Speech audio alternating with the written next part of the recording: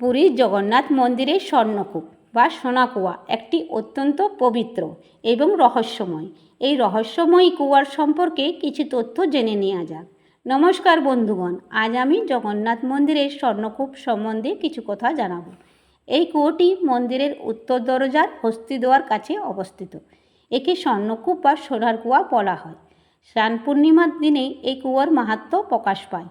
বছরে মাত্র এই একটি দিনেই এই কুয়া থেকে জল তোলা হয়। স্নান পূর্ণিমার দিন প্রভু জগন্নাথ, বলভদ্র এবং সুভদ্রাকে স্নান করানোর জন্য এই কুয়া থেকে গুনে গুনে 108 কলস জল তোলা হয়। এই পবিত্র জল দিয়েই বিগ্রহদের রাজকীয় স্নান করানো হয়।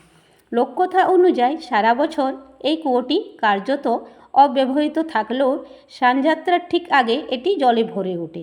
এই জলকে অত্যন্ত পবিত্র বলে মনে করা হয় এবং বিশ্বাস করা হয় যে মা শীতলা এই কুয়ার রক্ষা করেন।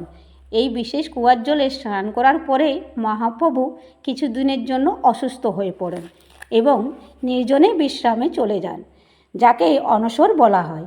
এই সময় ভক্তরা 15 দিন তার দর্শন পান না। জগন্নাথ মন্দিরের এই কূপের সাথে জড়িয়ে আছে দেবতার আশীর্বাদ। জগন্নাথ ধামের এই অজানা কাহিনী আমাদের মনে করিয়ে দেয় বিশ্বাস আর রহস্যের জগৎ কত গভীর হতে পারে। আবার অনেকের বিশ্বাস এই কূপের তলায় লুকিয়ে রয়েছে স্বর্ণ বা অমূল্য রত্ন। সেখান থেকে এসেছে এই স্বর্ণকূপ নামটি।